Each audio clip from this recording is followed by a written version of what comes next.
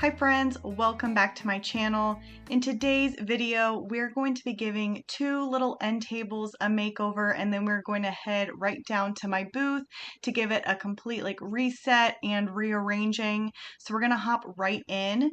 The first table here I got from an estate sale, and I think I paid about $15 for it.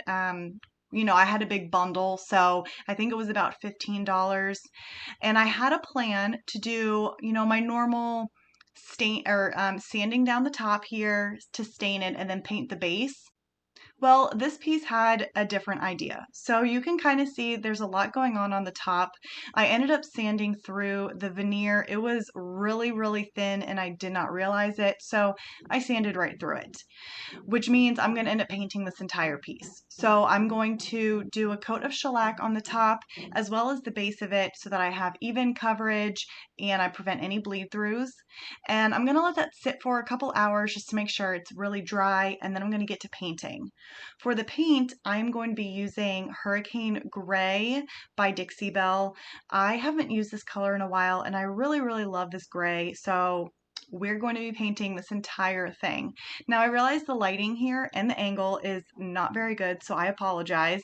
I do have other clips to show you this really pretty gray, but I do give the entire piece two coats, and I flipped it over.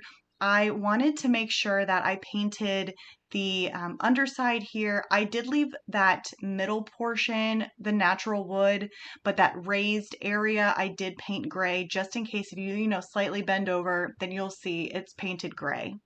Now for the top, to make sure that I had a nice even coat, I had the damp paper towel, I rubbed it over top, and then I started applying the chalk paint. Now if you have a mister, that would work as well. It just kind of helps to thin out the paint. You could water it down just a tad. It just really helps to have a nice smooth coat of paint on, especially on the top of your piece if you're not using a roller. So for this top, I did end up doing 3 coats because I went lighter because I, watered it down, if you will, the paint a little bit. So I did 3 coats. I let everything fully dry, and then I brought it inside for the next step. So I really wanted to do something else with this piece besides just leave it painted. And I've never done this on a furniture piece before, so I decided to have some fun with this piece since it didn't go according to plan anyways. I'm going to be using the IOD Kindest Regards stamp, and I'm going to stamp the entire top area, surface area of this end table. And I want full coverage with the the lettering, but I'm not paying too much attention to make sure that everything is lined up. I'm just going to go for the full coverage. So I will apply, I'll apply the ink all over the stamp, and then I will just start applying it on the top of this end table. Now, I should say there is one thing that I was really paying attention to not include on the tabletop. And the very top of the Kindest Regards stamp has, like the deer, whatever. And then at the very bottom, the signature. I did not want to include that. I just wanted the middle portion so it has that handwriting all over the top. So I did make sure not to stamp those areas. And then if I had to place, something to cover up where I'd already stamped, then that's what I did. Now I didn't stop there. I decided to use these transfers. This is also an IOD transfer. It's from the Ephemeral Melange set. And I've had this stamp set for a while. I don't do a lot of florals, but I really loved how these large roses worked with the gray paint and then the Kindest Regards stamp. I thought it looked very sweet together. I'm going to call it sweet. I don't know, whatever word you want to call it. So I made sure to cut out all of the writing around these transfers. I did it to both of them. That's one thing I really do like about the transfers is that if you don't want the whole portion of the transfer, you can cut it out. On the second set of the transfers, I actually cut out some of the the stem portion. I just really wanted to focus on the leaves and the roses for these transfers on top of the end table. And these transfers, they go on very easy. It took me about 14 minutes to do both of these. I just took my time. I didn't rush it. And I did have some of the transfer, fall over on, not fall over, but I placed it so that it would curve over the edge and then kind of wrap underneath so it looked purposeful and not just cut off at that lip there. So I just took my time and I burnished very well.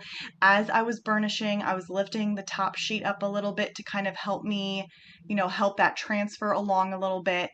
And it worked out perfect. There was no tearing, no ripping of anything.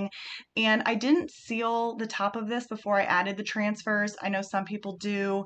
I did not in this case, and none of the paint peeled up. Everything was fine.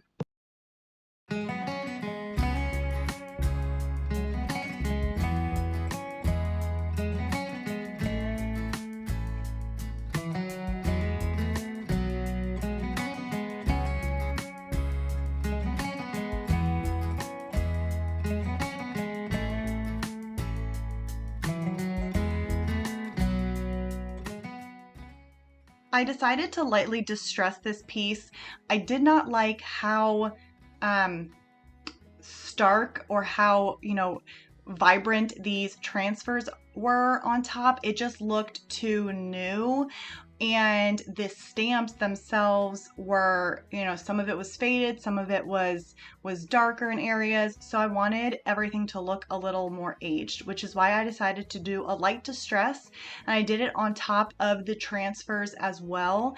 And you can see how it just kind of softens those transfers and kind of gives it a distressed look, and it just kind of makes the entire piece more cohesive.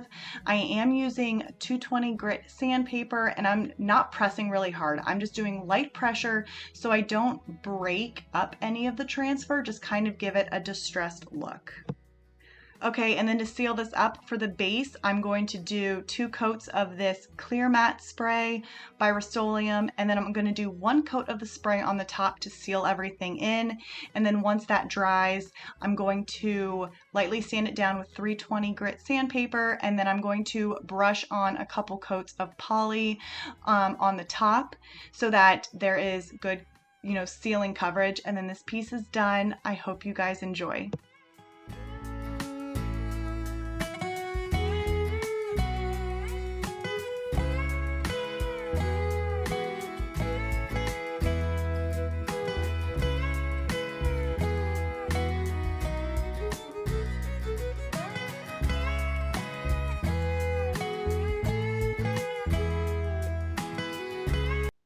Okay, onto the second table. So I got this from the same estate sale. This one was $30 and I fell in love with it. I thought that this would be a quick and easy makeover, and I was definitely wrong. So you can see here that it's like 2 different tones. It's like part of it's like the front part had like sun damage to it. I'm not really quite sure. I didn't notice that when I was at the estate sale, but I brought it home here and you can really see the difference. So I was like, okay, well, what I decided, I really loved like the wood underneath of it. So my first plan was to just sand it down completely and go from there. And that's what I did. I started to sand and I sanded and I sanded. The top here, I really was liking how the wood grain was showing up, as I was sanding it down. The color didn't seem too bad. And so I worked my way down this piece. And as I worked down this piece, I could see how it's not really different wood per se, but it was just a little bit different. But it was all like real wood. So I just kept sanding and I was like, okay, let me just get this sanded and then I will take a step back and look at it. The sanding took me, I don't know, maybe just maybe like 2-3 hours. It's a small piece, so it didn't take me too long, but I did have to hand sand, and that took a while. I'm using a mixture of, 180 grit to 220. It actually sanded really easy, the finish to come off. So this is it after I sanded it. And I was like, this is way too orange. There's just too much orange in this. So let's go to plan B. So I brought this piece outside and then I saw all of these red marks and like specks throughout the wood, especially on the edges. And I did not notice that, when I first got it.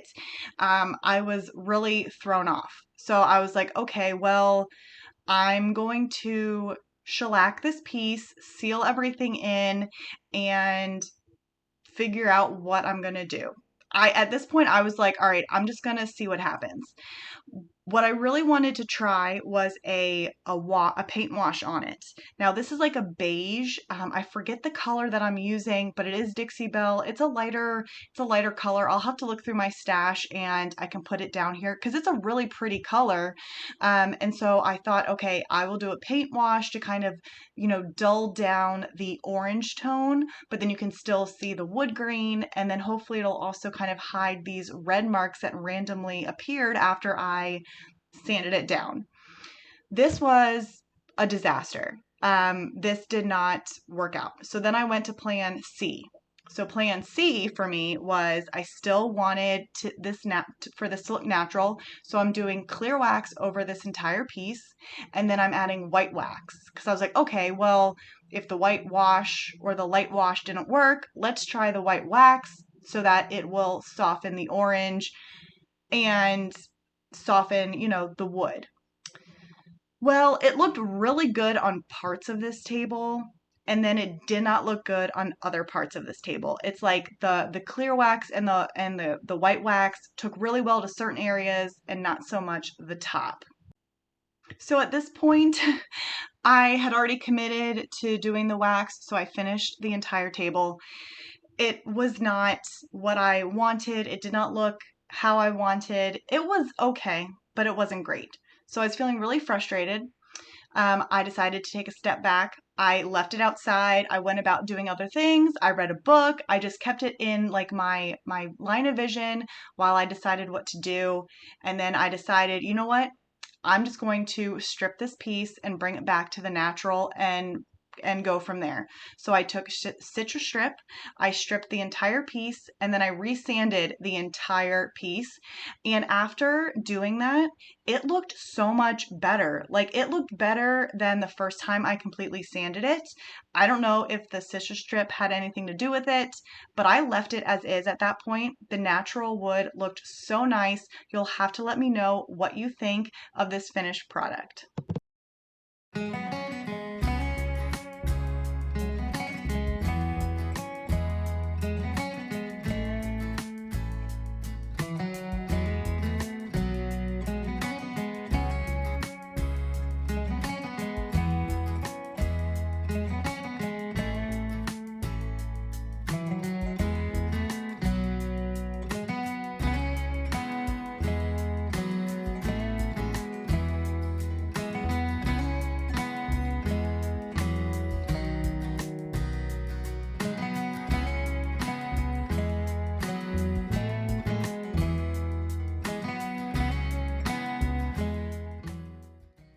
I was at my booth this past weekend getting it ready for the spring sale that is currently this week, the week that you're watching this, and I decided to open up my booth on the other side. So if you've seen any of my previous videos where I show my booth, I have always had one side closed off with furniture pieces. Well, there were no other vendors behind me, so I decided to open up that side by moving the furniture pieces on either end and opening it up so that there could be access to my booth from both sides, because there are walkways on either side. So I opened that space up and I put all of the end tables in the middle to kind of, just try and keep everything cohesive, but also decorate as and fill in as much as I could into my booth, especially since we were doing sales. So I really hope that you enjoyed this video. I know that these end tables were both completely different, but I hope that you liked them. Let me know your favorite in the comments. And as always, if you like this video, please give it a thumbs up and please consider subscribing. I hope you guys have a wonderful rest of your week, and I will see you all in my next video. Bye everyone.